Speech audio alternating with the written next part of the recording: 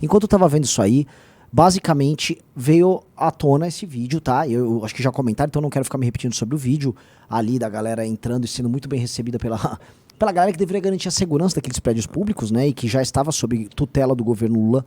A gente não tá falando sobre isso, a gente tá falando sobre bananinha agora. Tá, não, mas eu vou chegar no Bananinha. Deixa eu só fazer entendi.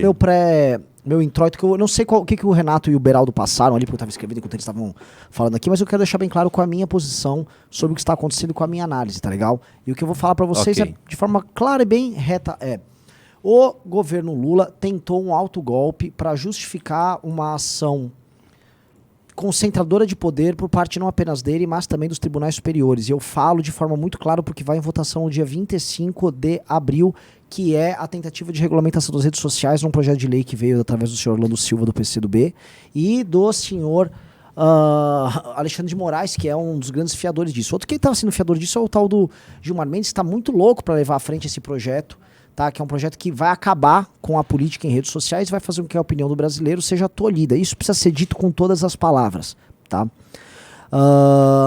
Dito isso, me parece claro o seguinte: eles viram que havia uma movimentação, uma mobilização golpista naqueles acampamentos golpistas de bolsonaristas alucinados que estavam lá há meses.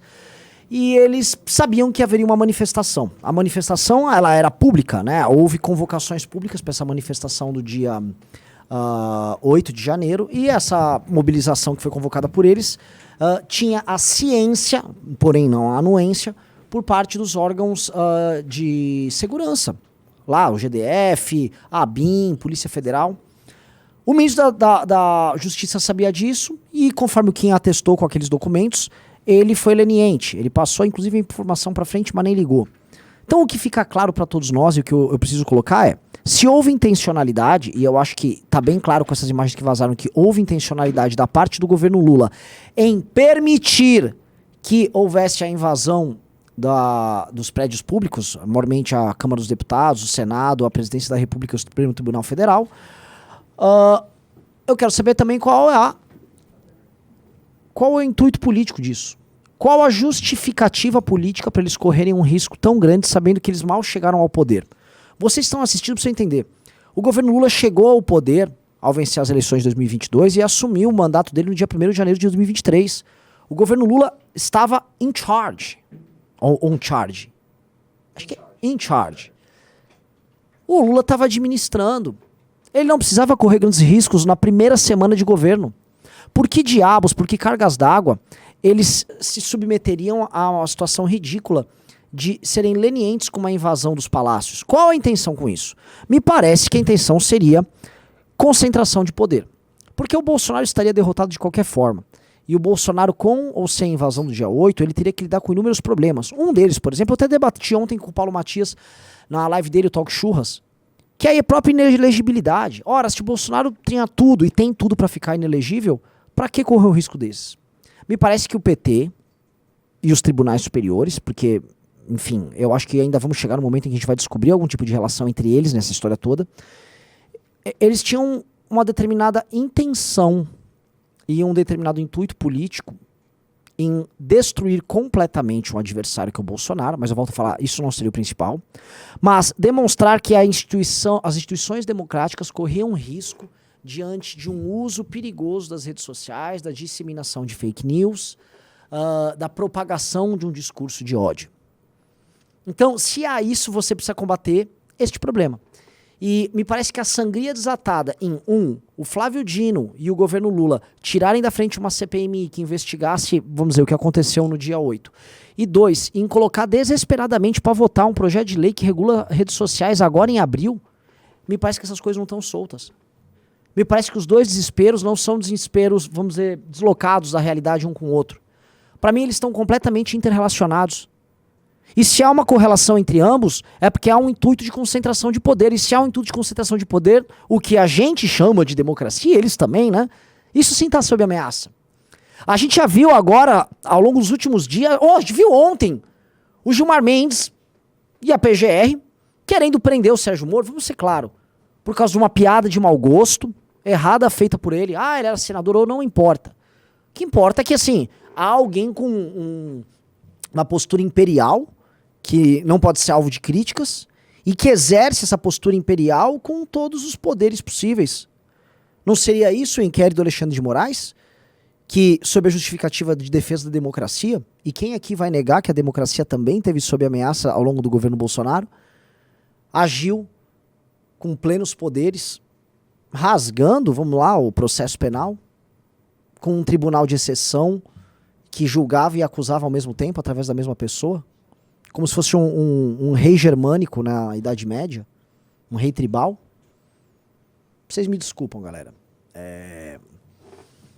Eu acho que isso começou a ficar muito claro. E começa a ficar claro também, tá? E agora eu não vou ficar criando amarrações falsas, porque faltam inúmeros elementos para eu dizer, por exemplo, que o Partido dos Trabalhadores, o Flávio Dino e a Suprema Corte estão agindo em conjunto nisso. Temos algumas evidências, eles agem em conjunto nessa questão que envolve redes sociais, isso está bem claro. Eles agiram em conjunto na soltura do Lula. Eu só não consigo pegar aqui se eles agiram em conjunto, por exemplo, se havia ciência de todas as partes nessa questão das invasões dos prédios públicos, agora no dia 8. Tá? Ao mesmo tempo, tá, a ausência de evidência não significa evidência de ausência. Eu adoro essa frase, acho que a gente parece inteligente quando fala essa frase desse jeito, tá? Mas é o seguinte, tá? O fato de a gente não ter uma evidência de que eles estavam juntos nessa questão do dia 8 também não quer dizer que eles possam não estar. E que investigações não tenham que ser feitas, que mais imagens não tenham que ser liberadas, que mais coisas não tenham que ser descobertas, que evidentemente as evidências podem aparecer. E aí não temos mais ausência nenhuma. Eu acho que, antes da gente falar em impeachment de Lula, porque isso aqui tem que ser absorvido pela comunidade política, pela opinião pública, pela imprensa, fala igual o Altman, pela política, pela opinião pública, pela imprensa. Meirinda. Por todo mundo, as pessoas têm que absorver o que está acontecendo, tá? Por enquanto, vamos dizer, uma certa vanguarda que está tratando do assunto. Mas depois que isso acontecer, meus amigos, eu posso falar com certa tranquilidade. O Lula vai ter muito a se explicar. Especialmente o Flávio Dino, no caso, mas o Flávio Dino é ministro do Lula, tá? E não imaginem que o Lula não fez nada disso. Quer dizer, o Flávio Dino não fez nada disso sem a anuência do próprio presidente da República. Lembrando que no dia 8, o presidente da República estava literalmente em Araraquara, se encontrando com o empresário Rubens Ometo, tá? O grande oligarca hoje desse governo, tá? E acho que é o grande oligarca brasileiro, agora em exercício. E eles estavam fazendo negócios lá. Então foi muito conveniente pro Lula marcar uma reunião escondida com o Rubens Ometo, tratando da questão do Porto de Santos, enquanto o Palácio do Planalto era invadido. Isso precisa ser falado, tá? O Lula não estava lá. O Lula que estava preguiçoso, morando num hotel, estava lá com a agenda. Assim, no primeiro fim de semana, logo após ele tomar posse, ele tá lá em Araraquara, escondido. Foi ver um probleminha. Todo mundo sabe que não é isso. Então havia anuência, havia ciência do Lula em toda essa história. Eu acho que isso aí pode ser batom na cueca pro impeachment. Meus amigos, comprovado que houve anuência, é batom na cueca para impeachment e cadeia. Pra geral. Cadeia de novo pro Lula. O Lula, não, eu acabei de sair. Eu já saí de lá, homem. Pra que vocês vão me botar numa porra dessa?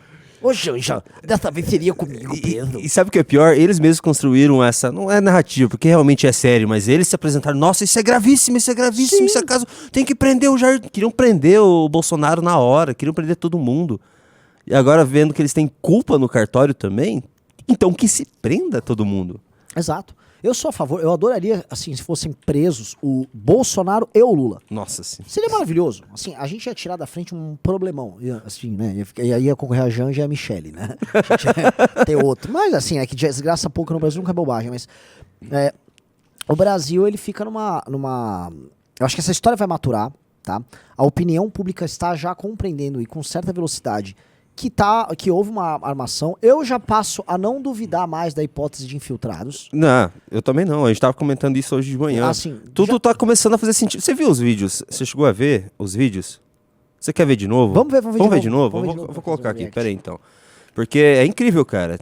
Tem o pessoal, um derrubando, um pessoal juntando e xingando, de outro vai lá e derruba de novo, sabe? Uhum. Eu acho que o Kim postou esse vídeo, né? Vamos lá, eu quero reagir. Já entrou uma pessoa na academia, no clube, o Ian com Y.